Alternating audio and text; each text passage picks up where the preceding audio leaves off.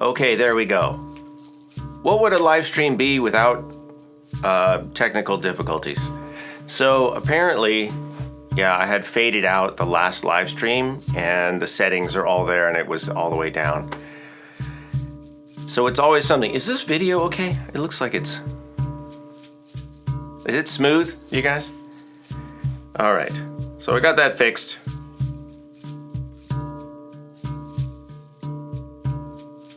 All right, so now there should be sound. You guys let me know. Okay. This is all part of the lesson, you guys. You don't get what you expect. Life is not about things going the way you expect them to.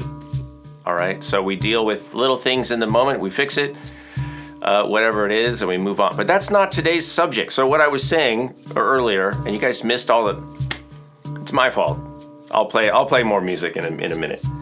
But at least you had hopefully some fun visuals, and you could imagine the music. That could be an interesting exercise for the future. Musical performances without sound. You just have to imagine. Kind of like, you know, well, no pun intended, air fluting to nothing. You can imagine how amazing it would sound. That you could all have your own experience, which is what we do. So I'm going to parlay that into today's talk. We were listening as hard as we could. Yeah, it's your guys' fault for not hearing it. You need to listen harder. All right, let me play a little bit more, just because I like the sounds, and we'll redo the intro. All right, so this will be intro number 2.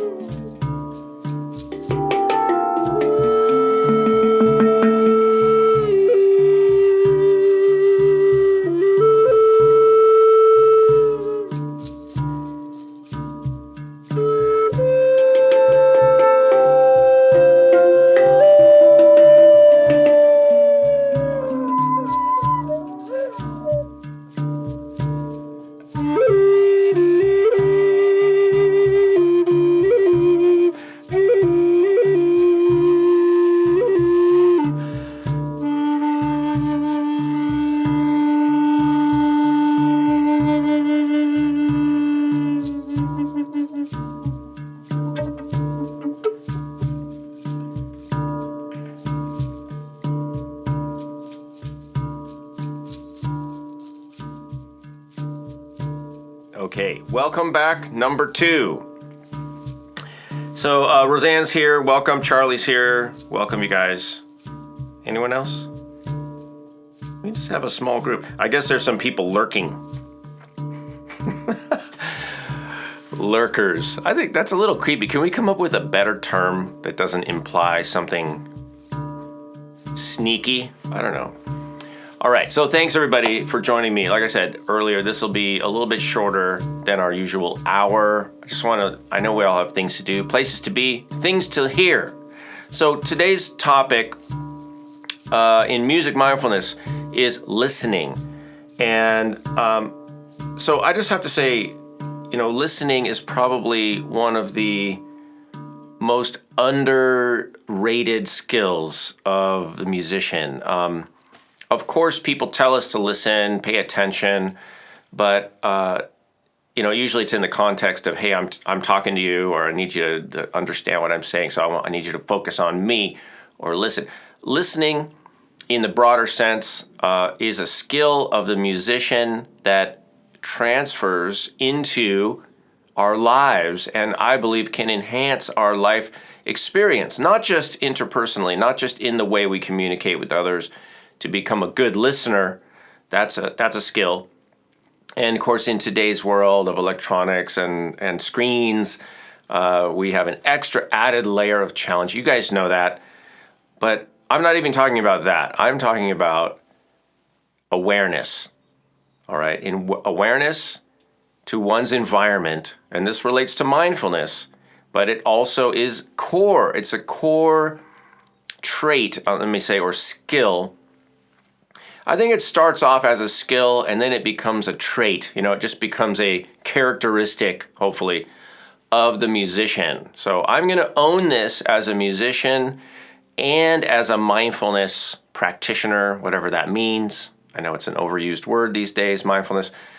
To me, it's just about awareness, paying attention, and second part, resisting the temptation to immediately label something, and of course to qualify it or judge it. And the second part is important. And so today, the only idea I want to throw out to you is the idea of listening as a impartial, just an impartial being, just taking in the sounds, because we have a tendency, and look, you guys, this goes all the way back to Taoism, the teachings of Zhuangzi and Mencius and Confucius and Lao Tzu and all those guys. So this is nothing new. And we know that, that a lot of that stuff has just been rehashed, and now maybe it's coming back around as mindfulness teachings or whatever you want to call it. It doesn't matter what we call it, how we label it. The point is not to label things, because as soon as we label things, we limit things. Labeling is limiting, and labeling can lead to judgments. Oh, this is that, this is not that. This is better than that. I like this more, I like this less. I'm a this kind of person, I'm a that kind of person. All that kind of thinking it closes us off. It reduces our world. If I may just make that assertion. You can disagree, that's okay. But the message for today is just listen. And when I say listen, I don't mean only with your ears. I mean, deaf people can listen too, right? They might listen in a different way. So really what I'm saying is, and I've said this before, is take it all in through all of your senses, everything you have, right? So kinesthetic, auditory, visual, olfactory, olfactory. No, I'm kidding. Everything you have. And this relates to what I call beingness. It's just be in the world. Be in the world. And the way to do that is to connect, right? Connect with it. Not in a way that pushes from you outward, but allows the outward to resonate within you. And you need to be able to pay attention. And I believe to do it in a way that welcomes everything, And it's not to say that we're not judging it. So it's not like, I love that. Oh, I don't like that. Because again, that creates tension. It can create tension in this whole judgment thing. It's not about, and we know this about ourselves too, is that we tend to either move toward something, that we want, that we like, and we tend to move away from things that we don't want, we don't like, right? We all do that. But I would argue still that to practice mindfulness, you first have to be aware of everything. Let it all be there, and then don't judge it. Because if you don't judge it, you might find something new about it. And everything is new from moment to moment, from day to day. We never look at the same tree twice, right? You can look at the same tree. It's never the same. And we miss out because we just put check boxes on things. And we say, oh yeah, I've seen that, I've been there, I know them, I know what they're like, I know that guy, I don't like them, I like this, I like that, I don't like that. And that's what we do. And then we just limit, and we get in these little narrow ruts. So de-rut yourself by listening, pay attention, and welcome it all. If there's anything you guys want to add, please do. Oh, that handpan lady, welcome. Thanks for popping in. And by the way, if you guys are interested in any of the musical stuff, we do that at patreon.com/Kalani. And I'm just going to point out that if you want to donate, I put this little QR code. That's a buy me a coffee donation thing. You can scan it. I know it's hard to scan something that's coming up on your phone, so you can't scan it because it's on your phone, but watch it on your computer later and scan it from there. If you want to donate, that would be nice. I'm not doing this for money. My personal philosophy is that anything that has to do with just, talking about spirituality is not, we shouldn't be charging each other for that. I don't think. I mean, we could certainly write a book. That's work. It's a thing, so you buy the book. But as far as talks and things like that, I think we're just trying to help each other. So I'm not, I wouldn't presume to, or I don't charge people for this. I mean, I do it as a passion. It's a hobby of mine. I'm an amateur, mindfulness teacher and practitioner, and I hope all of you are as well. It is good to talk about these things. So let's get back to a little music. And if you guys have any thoughts about or suggestions about, and so let me give you a prompt. Listening and paying attention, I believe, again, is what naturally occurs when we stop distracting ourselves and from inputs, other input like phone inputs or whatever, but also from our own thoughts, our own thinking. And this is where we touch more on mindfulness. And I'll even relate it to music, improvisation, because like somebody said, planning is the enemy of play, of spontaneous beingness, of creativity. Planning prevents you from doing, in a way. I'm not saying never plan. If you're going to go on a vacation, you can plan a few things.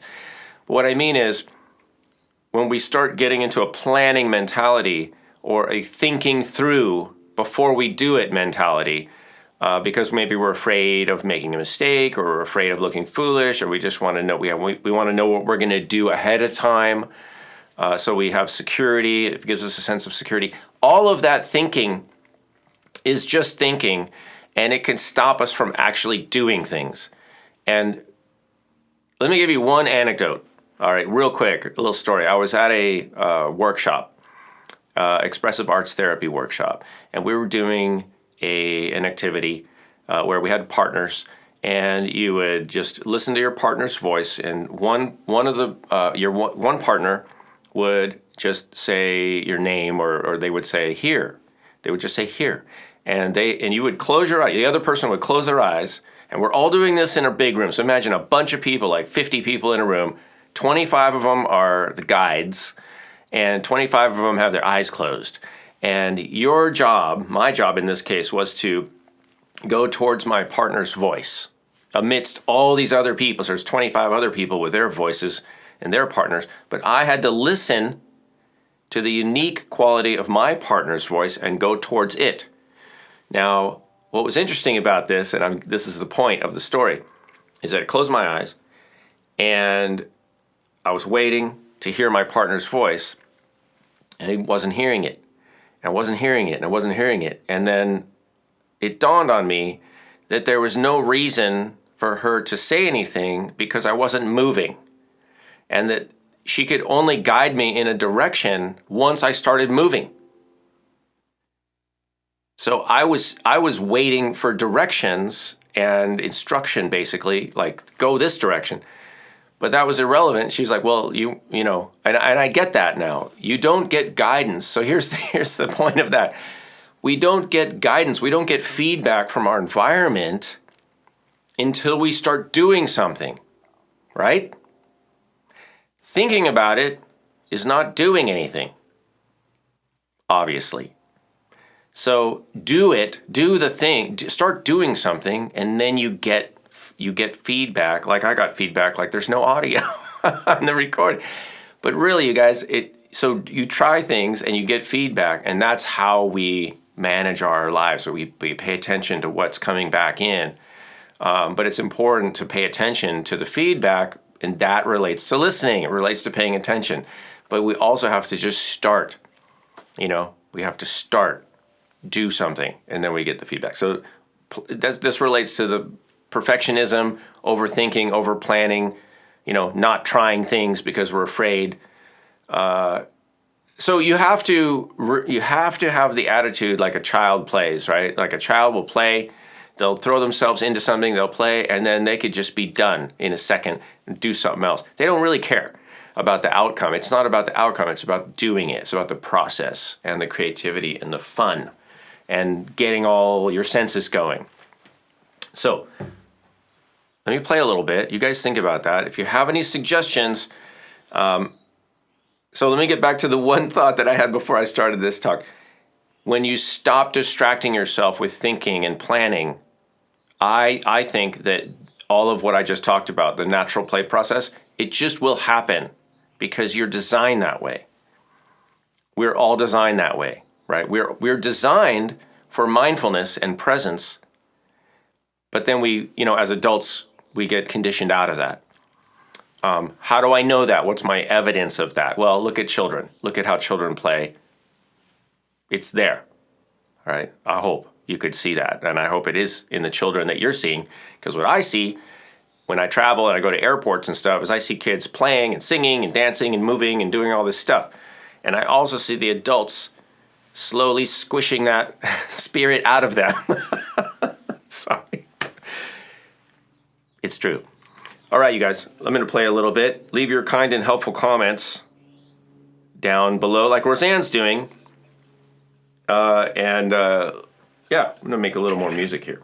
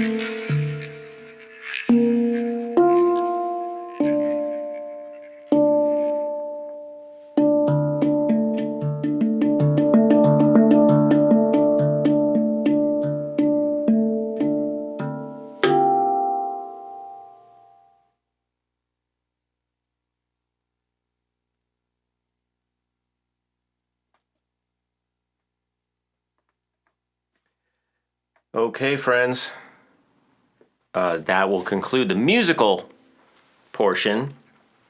I want to thank you guys for joining me today. Yeah. What do you guys think? Listening, how will you become a better, not to use a judgmental term, but a better listener, really, a deeper listener. Again, music helps. Practicing music, musicians are some of the best listeners. And, I'm reminded of a Bobby McFerrin TED Talk where he talked about listening. And it's kind of funny. You can look it up. And he said, he was asked about, how he approaches music. And he said, that was one of the first things he said was, I'm listening. He says, my ears are listening, my eyes are listening, my head is listening, my front is listening, my back is listening. And he kind of took it in that direction. And that's what it's about. It's about awareness. And again, I've said this before, your senses, we are sensory beings. Life is a sensory experience. It's not a thinking experience. You can think about stuff. That's not necessarily real. It's not happening. It's good to think about things, but thought experiments, overrated. If they prevent you or if they are blunting your actual daily experience. Do you know what I mean?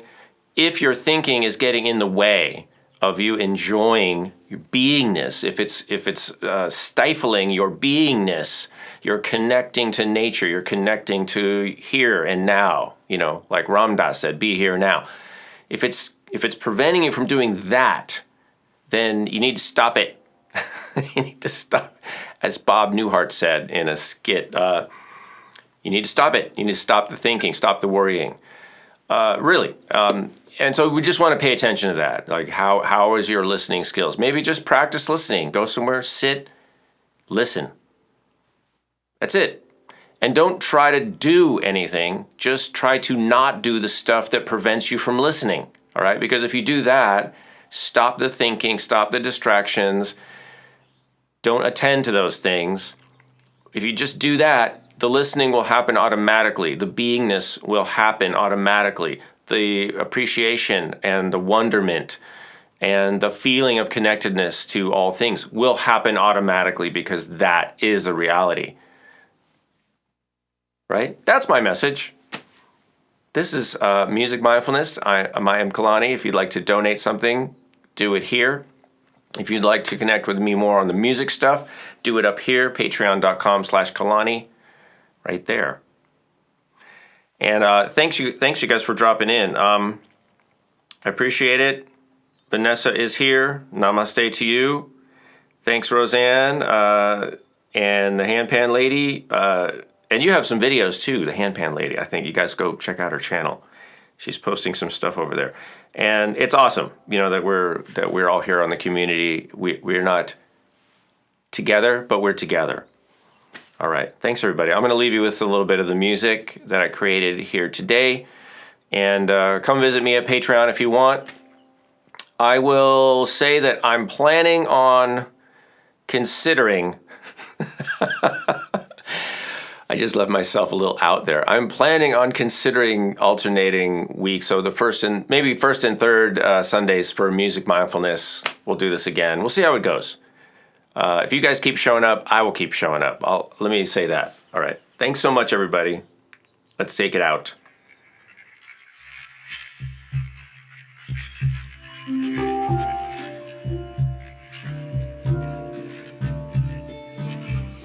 We'll see you next time.